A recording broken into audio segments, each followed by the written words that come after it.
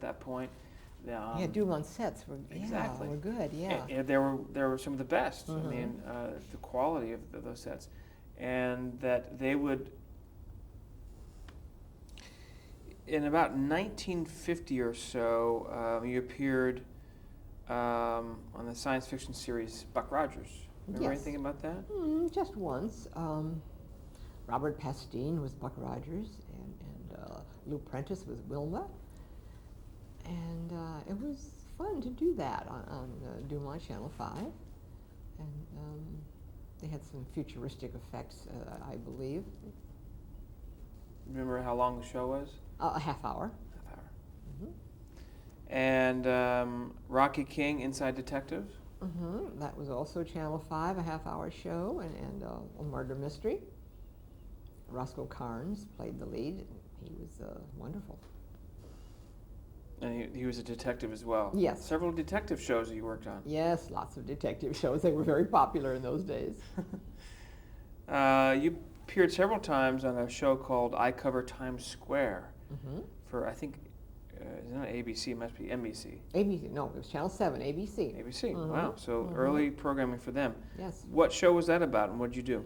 I think it was a takeoff on Walter Winchell. As I remember it, he was a reporter who, of various people's lives and stories, would come into his life because he was writing about them as a newspaper man. And I believe that was Harold Huber, a Hollywood actor. He was a supporting actor in Hollywood. If you saw a picture of his face right now, you'd say, I saw him in a million movies. He was quite swarthy and generally played bad guys in the movies. But here on his television show, he was a good guy.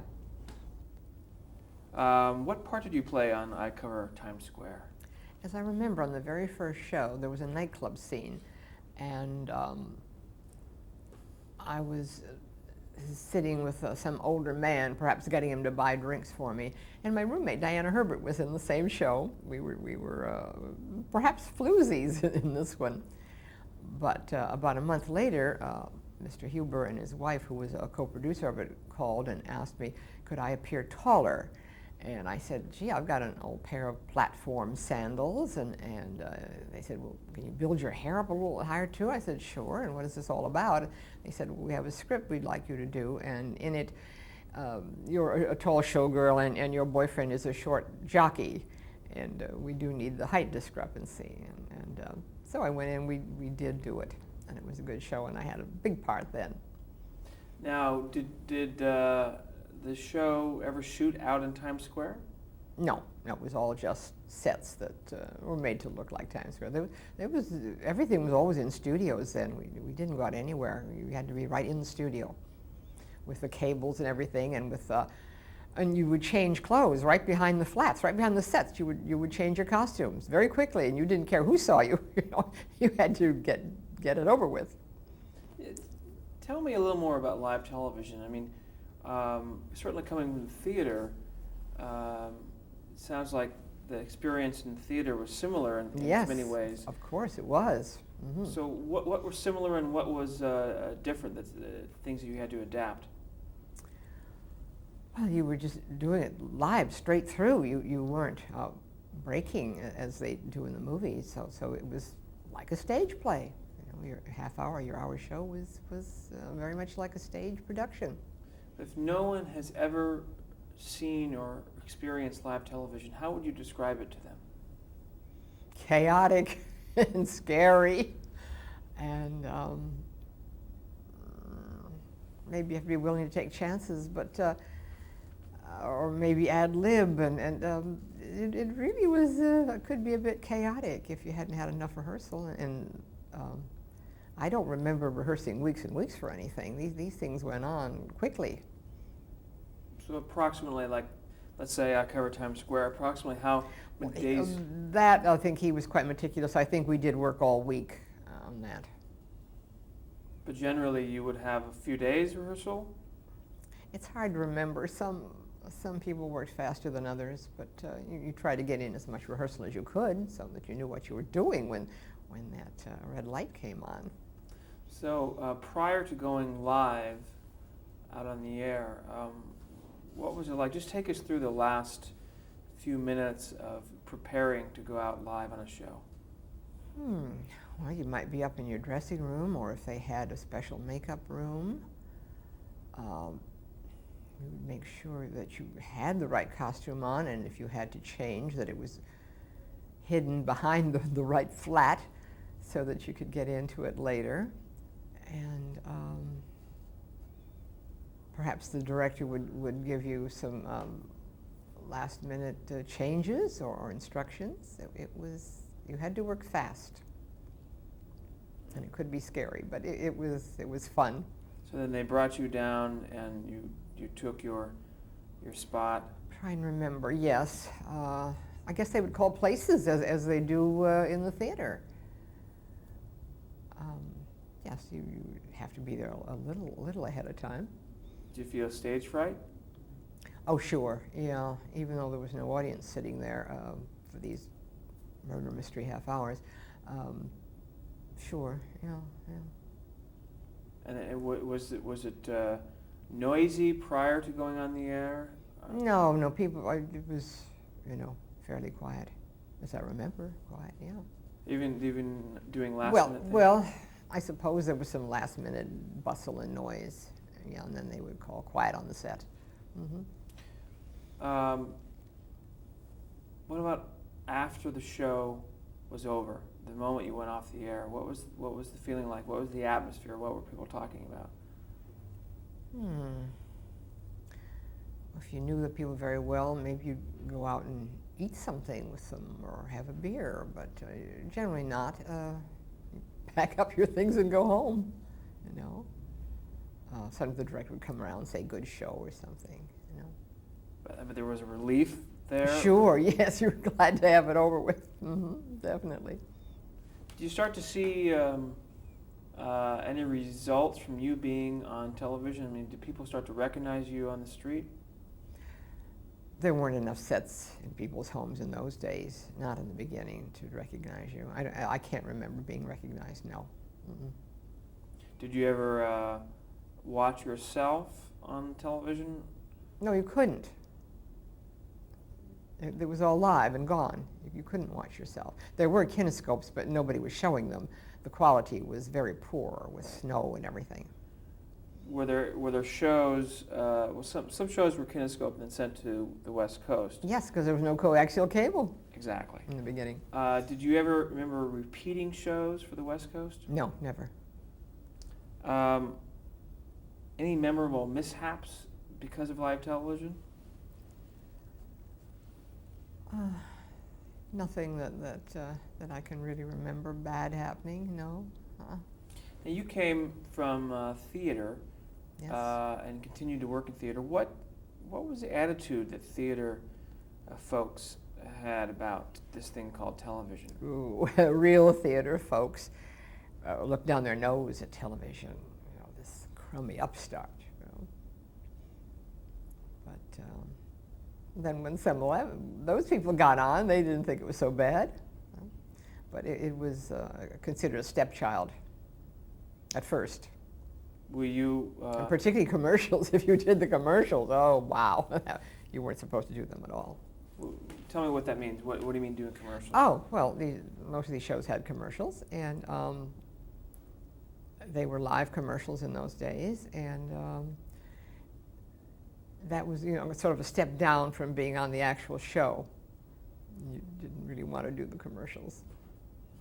And generally, that has all changed nowadays. Everybody wants to do commercials nowadays, and they do. And generally, there would be one sponsor for one show. Yes, as I remember it, generally one, maybe sometimes two. It's hard to remember. We didn't pay that much attention to the commercials. We were so busy with the show. Now, if people in theater thought television was as a stepchild was a big step down, why did you go into it? Well, we didn't all feel that way, and it was a way to make a living, and it was exciting and fun, and we all wanted to be on it. Perhaps we were young. Perhaps the older folk who had done a lot of theater felt that way. So you weren't worried that would affect your career by going into this medium? No. Um, Tell me about the acting methods that were used in the 1950s in television. The- Did you work with actors who had a hard time adjusting to television, where a camera could go up close and capture something, where you wouldn't have to project as loudly as you would, or emote character as grandly as you would on theater generally? I remember emoting grandly most of the time. He didn't worry about small moments. And I don't remember any problems with any of the actors and actresses. We just wanted to say our lines and hit the marks and do it, you know. You also worked on 4-Star Review. I think just did one show, which is an NBC comedy variety show. Any Was that Milton Berle? Was that Milton Berle? No, Milton Berle was Texaco Star Theater. That's right. Milton was Texaco. Yeah. And this was 4-Star Review. I cannot remember the star of that. Well, it was. I think it was different each week. I think it was a ensemble kind of cast, as I recall. Well, you'd mentioned Milton Berle, which you appeared at Texaco Star Theater with him. How was Milton Berle to work with? Oh, Milton was wonderful and crazy, and I think I must have had a small part. I can't remember, you know, what I did, so it couldn't have been that memorable. But it was fun to be on it with Milton. And I later in Hollywood, with a date, dined with Milton and his wife at that time, Joyce Matthews, and he remembered that I had worked with him. And we had a wonderful meal on the Sunset Strip. A big show for its time was the Colgate Comedy Hour. You appeared on that show a bunch of times. Yes. Tell me about some of your co-stars and also the format of the show. Oh, with sketches and whatever types of sketches that particular star wanted to do. And there must have been some singing guests, I would imagine, and dancers. There was everything. I think I did about 3 with Danny Thomas, who was just a wonderful guy. And I, at the time, told him that when I was a little girl in Detroit, I listened to him on the radio when his name was Amos Jacobs. And he got a big kick out of that, and the fact that I remembered his wife, Rose Marie. She was the singer on that show then, and that's how they met and married. And it was wonderful working with him. And there was also Martin Lewis. I did 2 of those. And that was insanity. It was absolute insanity to work with Martin and Lewis. But the shows were funny, and they got on. Describe who they were. Dean Martin and Jerry Lewis. Yeah, I'm sorry, Dean Martin and Jerry Lewis. And they were very popular and very crazy. And they just ran the whole show. Their poor producer just did what they wanted. And who else did you work with? I had a wonderful show with Eddie Cantor, because within his format he often did something called the Maxie the Taxi sketch, and there was a little mock-up of a taxi cab, and he was the driver, and then the person in the back seat would tell him their problem, or their life story, or whatever, and he would solve the problem for them. So I had the whole back seat to myself with Eddie Cantor in the front, and it was just great. And he was a nice man too. Nice man off camera as well. Yes, he seemed very nice. Fred Allen, you did a show with him. Did a sketch with Peter Donald, who was part of Fred Allen's radio show, and we did some sketch. I don't think that was a very big part. I think it was kind of a showgirl thing, because I remember some very pretty models being there. And Peter Donald was kind of complaining that the models weren't actresses or something. I remember he had a complaint. Where was the show shot? Remember? It was a stage of an old Broadway house that was converted to a television studio, as I remember it. Perhaps the Hudson on 44th Street?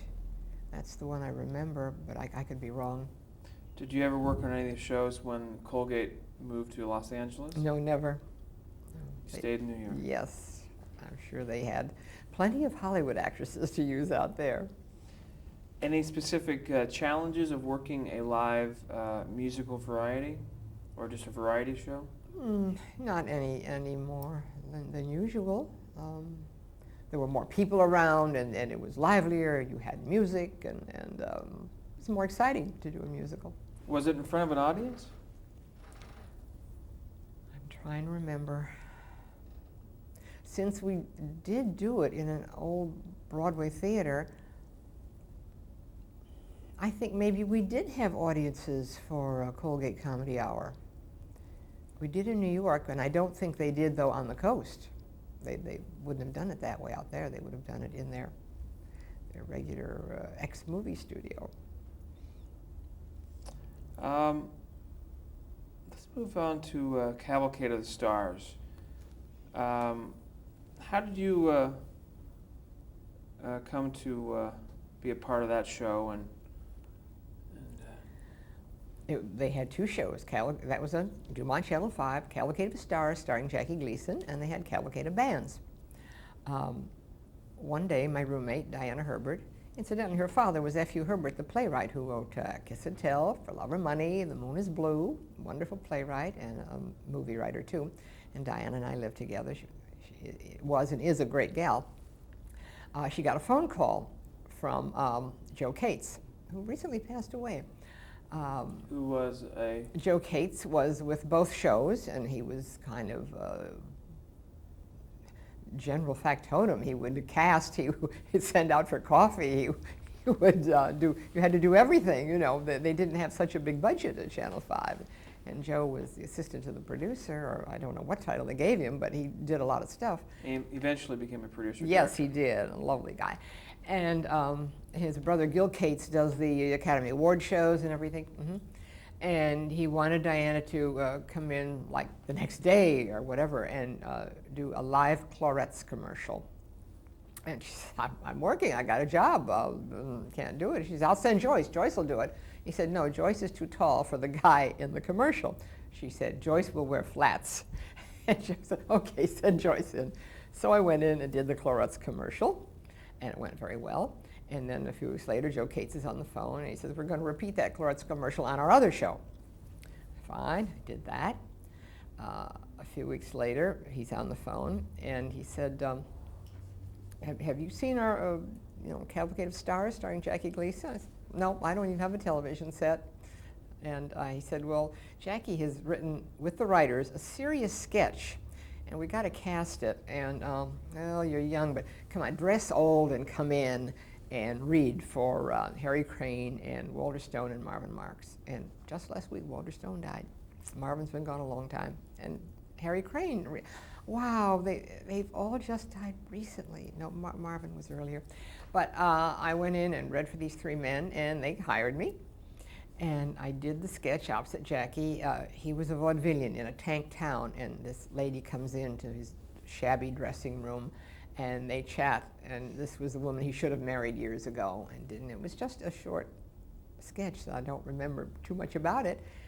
But it was serious, and here we were doing it on a comedy show with very little rehearsal, because as everyone knows by now, Mr. Gleason does not like to rehearse. And it went okay, I guess, because the audience, didn't know what was happening, but it went by quickly. It wasn't long.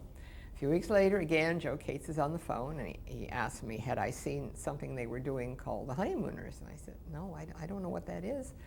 And he said, well, it's a bus driver, and Jackie's a bus driver, and Pert Kelton is the wife, Alice Cramden, and we've written in a sewer worker. Art Carney's playing the sewer worker. He's played that a few times, and now they've written a wife called Trixie for the sewer worker. And Mr. Gleason said, get me that serious actress. So he didn't even remember my name, but he somehow knew I would be Trixie, or be okay for Trixie. And so I just fell into it that way, without an agent negotiating anything, which is not a good way to fall into anything. You didn't have an agent? Well, it would just cast that way, and if you'd start saying things later like, gee, maybe I better bring an agent into this, they'd all say, no, we'll get another girl. they could be mean to you. Jackie's henchmen could be mean to you. I shouldn't say that, but that's the way they were in those days. You know. So you worked for a small salary, but things were inexpensive in New York in those days. You could get along very nicely on smaller salaries. I mean, when you hear what people make today, it's mind-boggling. Here we'd work for $250 a week. Describe Jackie Gleason, maybe the first time you met him, what impressions you had of him. Well, at first I did this little serious sketch with him, and he seemed kind of morose, but then the part was like that. And then falling into the honeymooners thing, he seemed jolly enough some days, and other days he'd be in a black Irish mood. But you didn't see much of him because he said comedy is not funny if it's over-rehearsed. And we sure weren't over-rehearsed. We just rehearsed a few times, and there we were, live on television. Was that, do you think, the full reason he didn't like to rehearse? He just always said that things shouldn't be over-rehearsed. They should be more spontaneous. And but eventually, other cast members, you would all rehearse. We would. Now, by then, we'd go to Channel 2, to CBS the next year, and we have Audrey Meadows playing Alice Cramden. Fred Kelton was not allowed to go with us because what I heard was that she was listed in red channels, and CBS was very tough at that time. Anyone blacklisted did not do a CBS show, and I don't know, perhaps it broke her heart, I don't know. She went on to do stage work and movie work, and she had a nice career after that. And we got Audrey Meadows, who was wonderful for Alice, a little younger, which might have been all right. Pert was actually older than all of us, certainly older than I, but even older, perhaps even older than Jackie. And not that, but she looked great, and she was wonderful. But now we had Audrey, and Audrey was amazed at this small amount of rehearsal. She says she was in tears in the first show. I didn't see her crying, but she says she was in tears, but she got through it because Audrey is very smart, and Audrey learns everybody's words in a script. And then we would all run, after we had this one rehearsal with Jackie on Saturday afternoon, maybe once in a while a second rehearsal, but mainly just once, we'd all run up to Audrey's dressing room, and her manager would read in Jackie's words, and that would help everybody a great deal to run it a number of times that way. Now, I want to be clear here that there were these sketches that started on Cavalcade of Stars that was entitled The Honeymooners, correct? Yes. Mm-hmm. And then that became the Jackie Gleason show. I mean, not that show, but the whole overall show was the Jackie Gleason show. Right. And then from that point, another year or so later, then it became the Honeymooners all by itself. Well, we were, he played many characters. He had Joe the bartender, and he had the poor soul, and he had Reginald Van Gleason III. He played all these characters. But slowly, we could all see that the Honeymooners was becoming more popular than those other skits, so it became longer and longer. Eventually, we were doing 45-minute Honeymooners, you know. And then, the season of 1955-56, he did not do the hour show. He did just a half-hour show that was the Honeymooners, and we did 39 half hours that year, and those are the ones they now call the Classic 39. And strangely enough, we did them on a brand new thing, the Dumont Electronicam, let me say it, Electronicam system, which was a forerunner of tape. But we still worked live in front of an audience, and we now moved over to the Adelphi Theater, which is on 54th, but it's now torn down, long ago torn down. And we did it, you know, straight through. I don't remember it, but they tell me at the 15-minute spot, the cameras had to be changed, or reloaded, had to be reloaded. But it was very brief, and then we just continued. So we were, again, doing a playlet, you know, and for a live audience. And those 39 are very popular. They are shown over and over again. It's really amazing. Just amazing. I want to step back here again. Yes. Cavalcade. Talk about Trixie Norton character, and specifically what attracted you to that role, and what you brought. Nothing attracted me. They just threw me into it. You know? And Well, describe the character for us. oh well, Trixie was married to a sewer worker, and I guess she considered herself a little better than the character of Ed Norton. But she was just a housewife. She and Alice didn't have jobs. They stayed home all the time, which was kind of amazing. But their husbands didn't want them to work. But twice during the course of all of our years, twice it was mentioned that probably Trixie had been in burlesque. And they never expanded on that, but the mention was made that she could have been a dancer in burlesque. So. How were the Cramdens different than the Nortons? The Nortons had a much nicer apartment. If you remember, whenever we came up to the Nortons' apartment, it looked much better than the one downstairs. And Jackie explained that once or twice by saying in the skit, well, the Nortons buy everything on time, so that's why they had better things. And Jackie wanted the Cramdens' apartment to look very poor and shabby, and we were told that that's the way Jackie grew up in Brooklyn. This is the way his Coldwater flat looked, with his mother and the father who absconded when Jackie was quite young. And we were told that, so I guess it's true. People would send in curtains for the window, but they were never put up. That's funny. Yeah. For the first sketch, it was Jackie Gleason came up with the original sketch, and then Joe Bigelow and Harry Crane developed it. Is that correct? As far as I know. Sorry, you understand? How long did you do the sketch on Cavalcade of the Stars? Most every week, but they were very short. But there some weeks that we wouldn't be on, but most weeks. And how long did you do that before? We were one season. We were one season. 1951 to 1952. September 52, we started at Channel 2, CBS. And how was that? Well, let's talk a little more about a couple of the other actors. You mentioned Audrey Menders. Yes. Describe her personally and professionally. I mean, tell us what she was like. And oh, I miss Audrey. She died too young. She was a wonderful lady, and I actually knew her before. I worked with her before The Honeymooners, the summer before. I went out to the big open-air amphitheater in Louisville, Kentucky, to be part of a great musical called, I know it perfectly well. Oh dear, it's a senior moment. well, we'll take a break and switch tapes, and you'll think.